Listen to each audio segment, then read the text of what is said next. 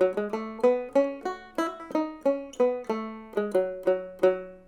in a class called hostage negotiation. There's actually 16 people in the class, but I've invited Riley, Zoe, and Millie because I noticed immediately at the beginning of class that we had similar interests. And I felt like when talking to you, because I've known you for several years now and been paying attention to you for a while, and I felt like they would potentially benefit a lot from hearing from your wisdom. And Dr. Vergara is incredibly accomplished, obviously.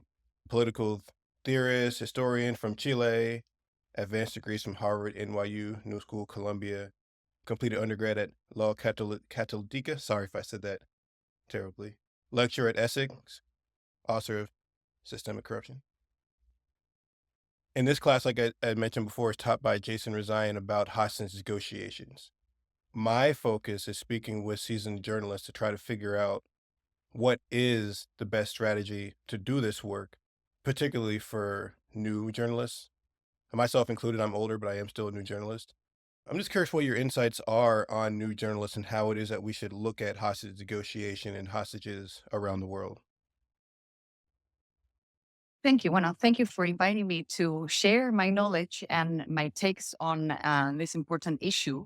Of course, hostage negotiations are a very tricky business in the sense that it is a war crime, basically, to get people kidnapped and having as a bargaining chip in a conflict.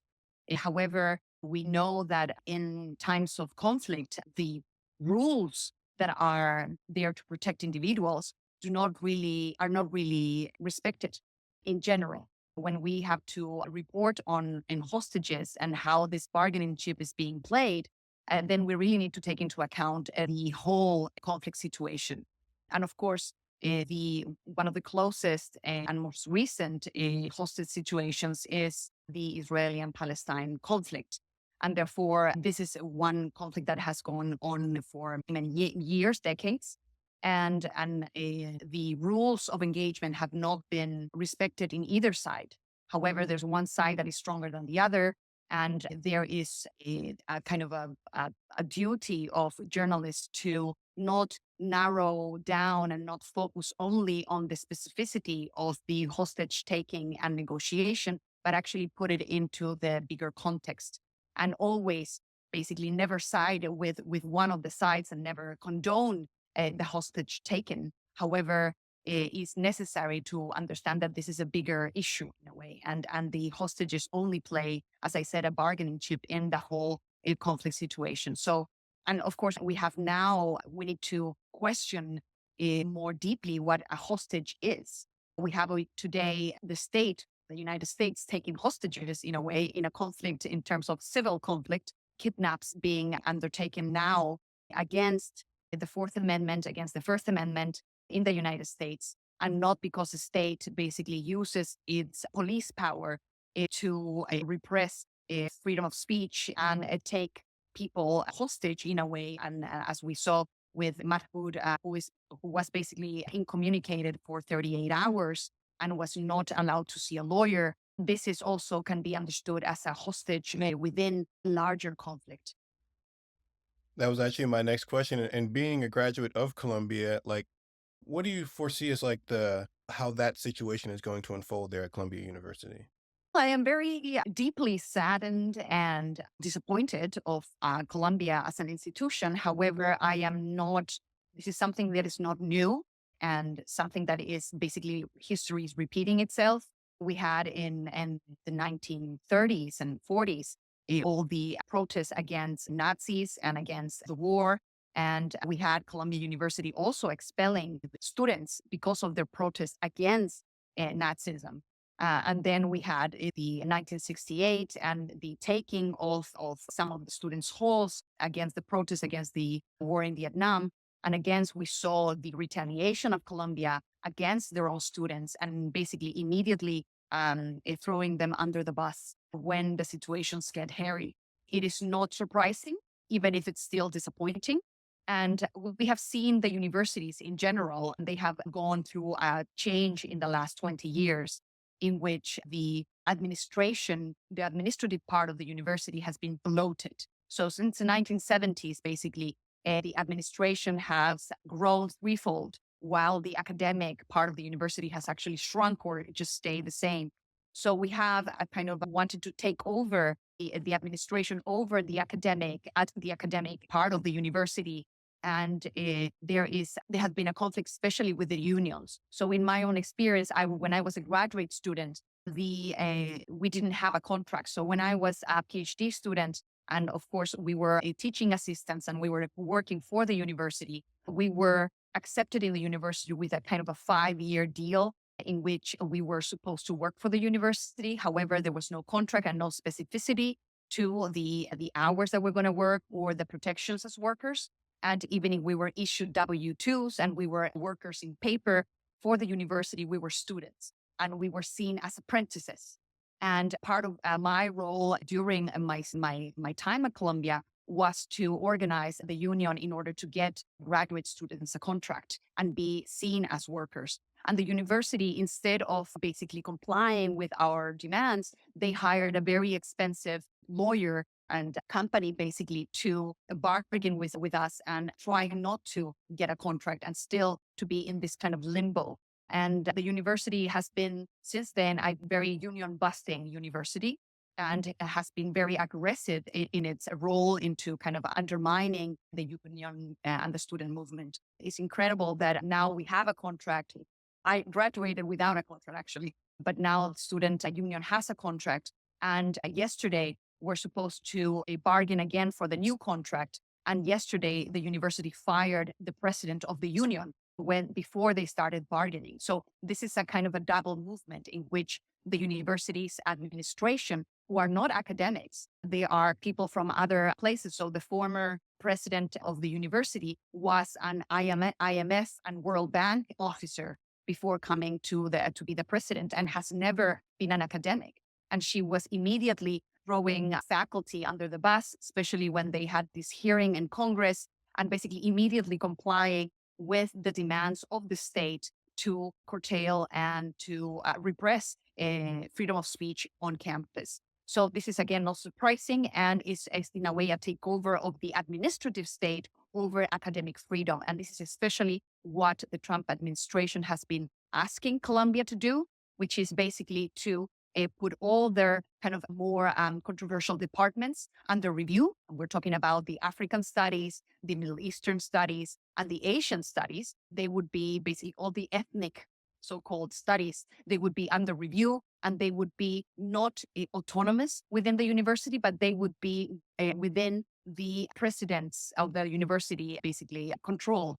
The Columbia University immediately started complying with the Trump administration and with the Department of Homeland Security, allowing for ICE to raid the student dorms twice. And this is, of course, a violation of the Fourth Amendment, of the right of the people not to have arbitrary seizures or detentions. And the only way that ICE can get into the campus and to the dorms is for the university to allow them to do this. So this is very problematic because then there's no freedom of speech and there's no academic speech now at Columbia. And people are very afraid that basically now with students that are being harassed and being expelled and deported, and even their degrees have been rescinded, which is something that were canceled basically. Imagine studying for 5 years and almost graduating and all that erased from one day to the next because Columbia is acting like basically a company instead of a university. And this is something that we have been seeing in all universities in the United States. So this is a very troublesome development. I have one more question that I'm gonna ask these ladies if they have a question, but I'm curious. Trump put, I don't know, like 60 universities investigation, and University of Oregon is one of them where we are. And I'm curious, what would your advice be for students that are engaged in these protests? Like, how should they move forward from this point? There's no use in hiding. This would be my first thing. Columbia complied, and this is Trump says that they were going to cut $400 million in grants for the university if they didn't comply, and Columbia complied and they were cut anyway. So there's no way of hiding from an authoritarian kind of despotic tyrannical government that wants to basically defund you. This is one. And then now we're seeing that the government is basically violating the amendments in the constitution, the rights of the people. And if the universities are complying with this, trying to stay quiet, then it is only a matter of time when this kind of repression will go deeper. So for me, my advice is to organize and basically meet this head on. So no hiding. You should go all on out and basically take the allies from the faculty in order to get a united front, because this is not only about students. This is not only about the Palestinian-Israeli conflict, but is about academic and freedom of speech. And this is something that the university is the bulwark, basically, and the guardian of academic freedom. So if the universities are going to comply to this kind of fascist government, then there is all there to be lost. And we have the example of Nazi Germany, in which the same situation happened. So the fascist government of the Nazi government of Hitler basically also put these ultimatums to the institutions through the funding. So the funding is the way that they get at you, right? So they said, if you don't comply, we're going to defund you, and then you're not going to be able to actually operate. And therefore, all the universities complied, and the universities that did not comply were shut down. And there was little to no protest at that moment. Of course, we're in a different time, and we're still at the beginning of this kind of development. So there's still hope for the student movement and the faculty movement in a network. So not only the University of Oregon, but all these universities that are in this list should basically band together and confront this issue together and not in isolation, because basically the power of the people is in numbers. So we need to be all together in this collective action. And of course, defend everyone that is being targeted, because the targeting is always individual at the beginning, and then is more kind of wholesale. This is happening already, to build networks of protection and to have a strategy to face this head on. This would be my advice. Okay. Do you have good? Yeah, I was just curious. We're getting at it right now, but like you being so deeply enthralled in like the scholastic universe and in institutions and universities, like how does this perceived attack on education, freedom of speech, like how does that make you feel? Obviously, you said you have to face it head on, and maybe part of it's fear, maybe part of it's sadness, like in the way that you're seeing these places that I think all of us hold sacred. Like we're all here because we love learning. And yeah, I guess just how has that attack on education made you feel, and how do you see it progressing as we go deeper into this administration and into this kind of the idea shift that's happening a little bit? First of all, I am an immigrant. When I was in the United States, I came to the United States with a Fulbright scholarship, which means that in all my 9 or 10 years that I was as a graduate student in different institutions, I couldn't get a green card, because basically part of the terms and conditions of that Fulbright grant is that you go back to your country to spread the word of how wonderful the United States is. Basically, this is how the Fulbright was conceived, as a form of soft power. So in all my time in the United States, I had a visa. I was a visa holder. And that being a visa holder is the most precarious form of immigration, and I couldn't protest. So basically the only way that I could physically be in protest was when I was a part of the union, because as a worker, I was more protected than as a visa holder. So basically the university could not retaliate against me if I was part of the union, because it would be against labor law. Okay.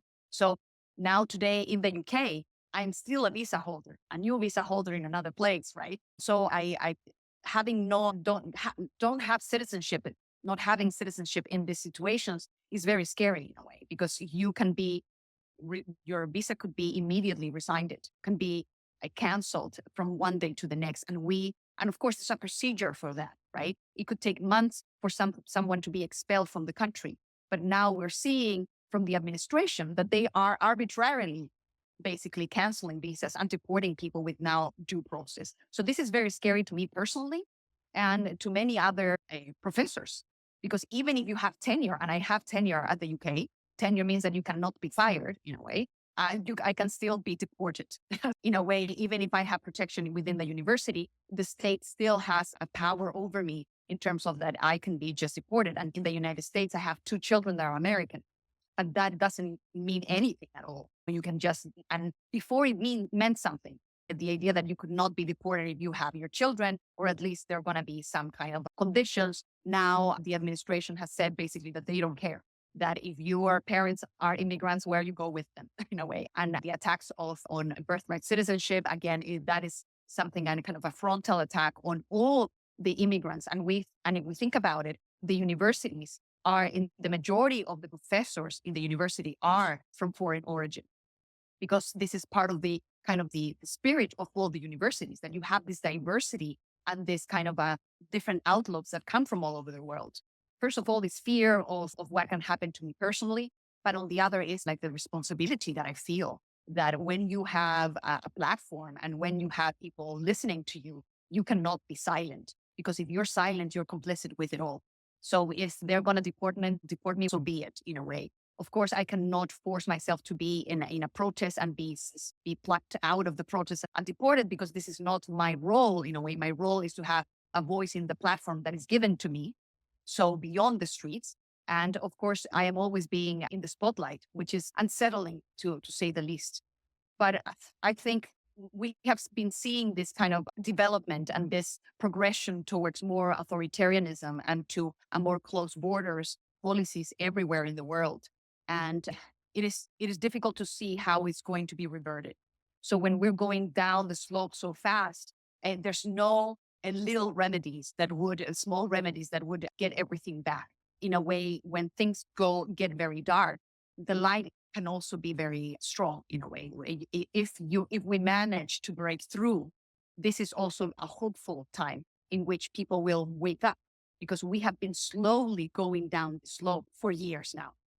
And we have been seeing it. And now with Trump in power, we see that this is like, we're hitting rock bottom in a way. So now people that were in the sidelines are willing to actually invest their time and their spirit and their energy in a way in trying to fight back. And this is something that gives me hope as an academic and as an activist, because when you see that something's going down very slowly, people don't really care they're not willing to invest. They don't wake up in a way. So this is a moment to wake up, and we have a chance to actually revert and make something new that is better that we have, and something completely different, an alternative future in a way is possible when it's darkness in a way. So I think reform is never the option in these moments. As I said, hiding is not an option. Being afraid is not an option. Of course, we need to be afraid in the sense that things can actually happen to us. But bravery is part of what we need to be in a way. We need to be brave, and we need to muster this energy from despair. We need to change that sentiment in a way. We cannot be in despair, and we have been in despair for so many years now. We have been slowly seeing how things decay, and I think now is a chance for people to get together. We saw that with the Black Lives Matter movement, and it was something that basically people were starting to understand that racism in the US was not going to change and has not really gotten better. And the only way to change that was through collective action. And that movement died by itself. It was forgotten, even if it's still lingering. And now we have another option to do it again in a way, because things are more dire than before. It's a combination of being afraid, being saddened, as to say, about the kind of how the situation is going, especially for my former students who now are basically applying for PhDs or are in their first years, former students, and they will not have the experience that I had, because maybe that university will be basically a campus that is going to be policed, that you're not going to be able to be radical. This is the moment that your graduate studies is the moment that you have for radicality in a way. Then you get into the job market, you get into the machine, it's very difficult. But when you are in your studies, then is a moment of discovery, of trying things new, of being radical. And that is being debased on one hand, like people that are moderate are not being able to join in a way. But now that is heavy, now people may be able to, as I said, wake up and engage in collective action. So that gives me hope. I had a question. Obviously, you've talked a lot about how you were a visa holder within America. I'm an immigrant to America, but I have a green card. I'm actually originally from England. But I'm just wondering because I'm a journalist and obviously having a green card, I've been here since high school. So I always felt like I have almost a security blanket around myself, especially within freedom of the press. This is America. When I came to this country, I was very much assured you have freedom, you have rights, you have the right to say whatever you want. I came here right as Barack Obama's term was ending. So I was very much of that mindset of thinking I was free. And for the first time in my life, I'm genuinely scared about what I'm bringing and whether or not that's going to be the difference between me and deportation, especially because both of my siblings are here and are citizens. And I was just wondering, in your opinion, honestly, is it legal? What's been happening? And I know that obviously the Trump administration is the governing body of this country, but I just, as someone who very much was raised on the idea that in America you have freedom of the press, you have freedom of speech, you have the right to protest. I wanted your opinion on whether or not what's happening is legal. So it is not, just this is a short answer. However, we're in a period of illegality. We're in a period in which everything goes. And this is very scary because basically what is being used is this code word, terrorism. And when terrorism is invoked, national security takes over. And this is a very old dilemma in a way. On the one hand, you have rights, and on the other hand, you have national security. And in times of war, and we saw it with the Japanese encampments, internments during the Second World War, in which basically the judges sided with government and allowed for Japanese citizens, Americans, to be basically put in concentration camps. And this is, of course, unconstitutional, but it was done and it was sanctioned by the judiciary because for them, the judges say, we are here to protect the Constitution, but the president is here to protect lives, basically, the existence of the country. And without country, there's no rights to begin with. So basically, in that balance, whenever there's war, the judges always side with government. This has always been historically, not only in the United States, but everywhere else. And even if there's some judges pushing back, legality is a very fragile thing right now.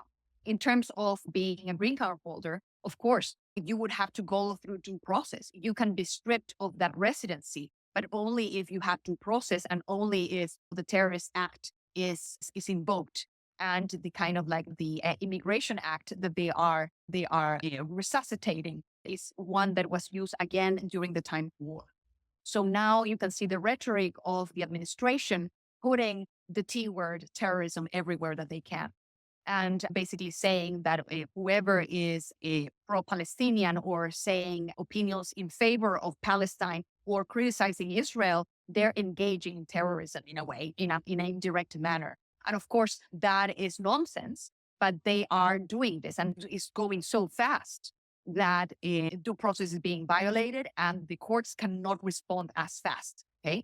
Also, one thing to take into consideration is the new definition of anti-Semitism, which has been plugged into all universities and in many institutions, is the International Holocaust Remembrance Alliance definition, the IHRA, which basically states that any criticism of Israel as an apartheid state, as a war crime, as committing war crimes, all of this criticism that is valid is equal to anti-Semitism. And therefore, it is a violation. It's not a free speech to do that, basically, because you are engaging in a criminal activity. And this is a definition that has been quietly, surreptitiously put into the codes of conduct of many universities. One of the Trump administration, one of the things that they want to force Colombia to do is to appropriate this definition.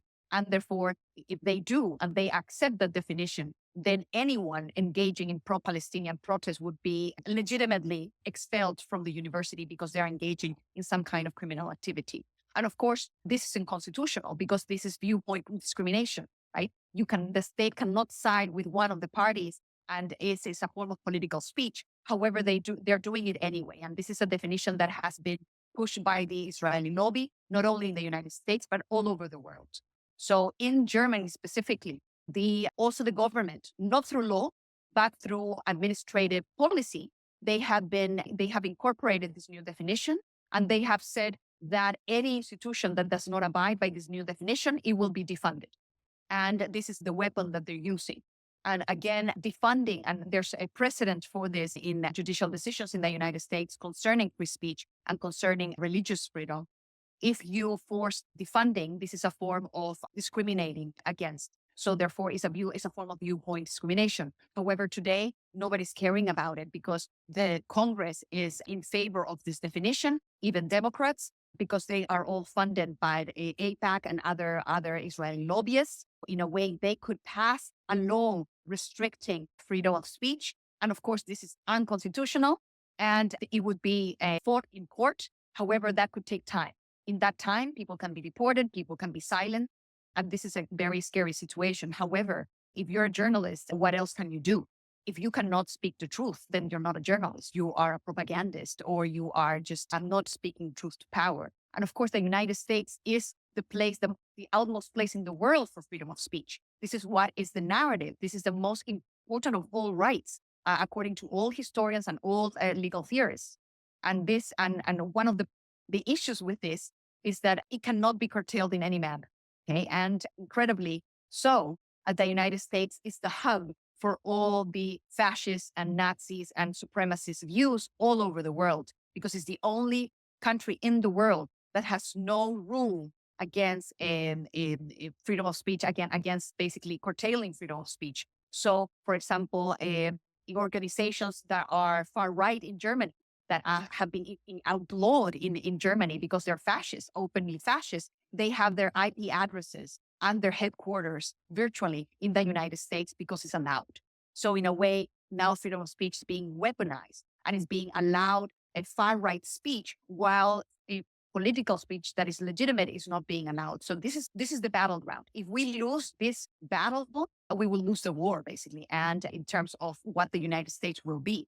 So from the freest country in the world and the most protective of journalists, it has become basically the most censored one now in the world, in a way, because now journalists are part of the problem. And of course, we see in Palestine that the journalists are being targeted by Israel because they're telling the truth. And this is something that's going to happen in the United States as well, because you have lobbyists, basically, and people that are monitoring through social media what you say and what you don't say.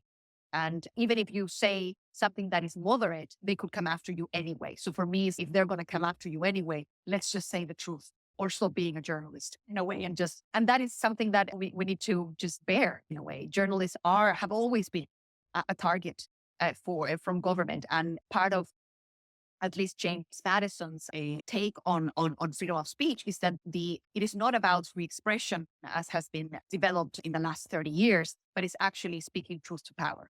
So basically surveilling and monitoring government. And if we're not doing that, we're not really doing journalism. I wanted to jump back to Chile and what happened there as far as the government takeover and privatizing everything. And I try to explain that to people, but I tend to always get it wrong. So I'm curious if you could give me a short, or as short as it can be, explanation in relation to what's happening in the United States. Yes, before the takeover, before the military coup, there was an ideological project that was born in the University of Chicago, okay, with behavioralist economic James Buchanan, also with Hayek and Milton Friedman. All these people, these economists, basically had this project of small state, that people are rational beings that basically will make the best decisions, and therefore they have to have all the freedom that they need, and the state should not meddle in things. Okay, this is something that started in the 1950s as a reaction to the expansion of the welfare state and as a way of going against the high taxes that existed at the moment. We need to remember that in the 1960s and 70s, the upper brackets of society, of the people that were the wealthiest, they were paying between 70 and 90% of their in terms of taxes. Okay, this was normal. Today is 20 something. It has been a change, and what was accepted before today seems unacceptable or impossible, right? And today, the idea of cutting taxes is a part of the national rhetoric, right? So during the 60s, there was a cohort of economists from Chile, going from the Catholic University where I actually studied. They were part of the Democratic Alliance, and there was like a connection with the United States in terms of, again, building this ideological consensus in order to go against the welfare state and against democracy in a way, and more like purely economics, believing in the free market and the laissez-faire approach to free market. So no rules or very few rules. So this economist learned then and came back to Chile. And when Salvador Allende was the first socialist, Marxist socialist in the world to get elected by the popular vote, he basically started nationalizing industry, specifically the copper industry, which was owned, 70% of the industry was owned by American corporations. Then is when this kind of project was activated. So the CIA in that moment started funding the opposition to Salvador Allende's government, and started funding the papers, started funding the newspaper of record, the New York Times of Chile, El Mercurio. I also was a freelance journalist for El Mercurio, only freelance because when you get hired, then you need to abide by certain rules. That newspaper was basically the mouthpiece of the CIA at that moment, and they started having a campaign funded by Nixon, basically, and to destabilize the economy, okay, and destabilize politics and basically spread fear among the population. There was all these movements in order to undermine that government. And it couldn't be done in a way. And basically in 1973, when the government was still strong and they won the parliamentary elections and they were basically stable, the elites, the oligarchic elites, the owners of industry in Chile, with the CIA, funded by the CIA, and with this ideological base, they decided to back the military and had a coup d'etat, basically, and took over government. And the military basically took over. And immediately these economists who had been in the university and in the shadows came into government with a handbook that was called the Brick, because it was so thick. And it was like the system of the laissez-faire and the free markets. And actually that a handbook was also given to Margaret Thatcher in England to implement. Okay. So first it was implemented in Chile, and it was implemented in a manner that was completely radical. Was from one day to the next. So in a way, one of the first things that they did was started selling all the state property. 2/3 of the industries that were owned by the state were sold out to very cheaply to the local elites and to foreign elites. And basically the state was shrunk in a matter of 5 years. So basically the people that were the property owners of the country became billionaires from one day to the next, because they were able to own the state industries, for example, the sugar industry, the copper industry, all these industries that were very productive, they immediately were given to the private sector. Many of them, they were parceled and sold. They were bought very cheaply and then sold very at high prices. Basically, it was a windfall for the richest 10% of the population. In addition to that, there were a neoliberal adjustments in a way. The minimum wage was immediately cut. All the welfare was stopped, and all the progressive reforms that were implemented in the years before, they were immediately stopped. And this created an economic crisis, of course, the same as could happen in the United States now with the famous dog that is head by the South African Elon Musk. Basically, all this cutting of the workers on the bureaucracy is going to create a huge economic impact, and it's going to create a recession. And what happened in Chile, because it was a military dictatorship, the poverty increased to almost 80% of the population was below the poverty line at some point. And of course, people started rebelling, and that rebellion was met with guns and with death and massacres.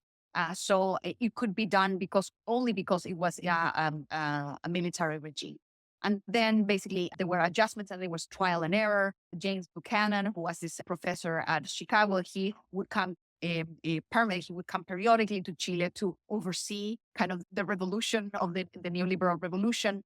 And what happened in Chile is that because of all this selling of assets and these neoliberal adjustments and people being poor, but basically the tariffs, for example, went down almost to zero. So Chile became the most open country in the world, which meant that had cheap goods coming in and people could buy things, but really there was no purchasing power. And what meant that Chile started exporting everything that they had. And that meant that the country in the macroeconomics started growing very fast. So in the 90s, after the dictatorship ended, Chile was growing 7% rate every year.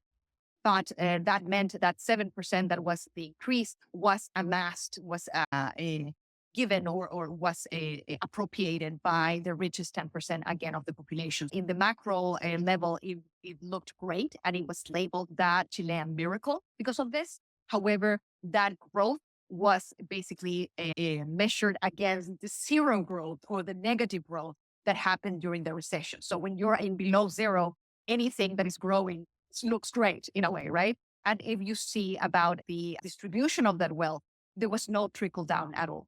So the trickle down economics was something that also was born in Chile in a way and was a narrative that was never fulfilled. And there was no trickling down. There was actually trickling up. All the wealth of the companies and the population started being appropriated by the richest in the country. So today we have a country in which there was this almost no welfare state. Everything is private. Pensions are private. Education is private. Healthcare is private. There's a kind of hybrid system in which only the poorest of the country have access to public health. But if you have a little bit of money, you need to start paying for it. So everything that is basic in Chile needs to be paid out of pocket. And that meant that in 2019, we had an uprising of regular people because they could not make ends meet, basically. And there was an industry of services that was growing in this field. So we have pensions, the first private pensions of the world. And basically you save for yourself and there are companies that manage your money and we need to pay a fee to these companies to manage our money. And basically there's returns of our money, but when they lose money, they don't give it back basically. And what happens is that this pension system was not to actually give good pensions for people, but actually to create a capital market. So with all that money that is amassed from all of the workers that are forced to put it into 401ks, basically, this is what it is. All that money is used to be reinvested in Chile's industry, which is managed by the richest people in the country. So basically everything is built toward creating wealth for the top, for the oligarchy. And this is how Chile is still managed. Thank you for that explanation. I know we're running short on time here, so I'm going to cut this short here, but I'm curious. I know I already asked you what advice you had for students, but I'm curious if there's anything that I didn't ask that you feel is important to say to the students at the University of Oregon and whoever else. I think one of the things that I know we need to take into account in these very difficult times is this is the time for underground networks. So even if you need to organize and you need to keep together, you cannot be in the open. Because if you're in the open, then you're going to get attacked very easily. And you need to be able to bring people into the circle of trust and to vet people and to be very suspicious of people in a way, in the sense that newcomers, we in the collective action movement, we're always welcome everyone and be open because people need to participate. But in these moments, we need to learn from what people did during the Nazi regime in Germany, which is basically the academics starting organizing in underground networks. And they were meeting in places that were safe in a way in order to be able to organize and to engage in collective action and to push back. So I would say start building those networks because they're necessary. And don't convince people that don't want to be convinced, because the people that are on the fence or are against organizing, they will always be against organizing. And they're not your allies. They will rat you out. So you need to have your circles of trust and you need to be able to protect each other. And you need to be willing to put yourself on the line because these are dire times. And when we look back in history, they will ask you, what were you doing? Were you just going to class every day and just minding your own business while the university was being dismantled? What kind of journalist are you going to be if you're going to be just caving to power in a way? So you need to be able to build those networks and feel safe with your comrades in a way, because this is the only way to push back. And be brave. Thank you very much.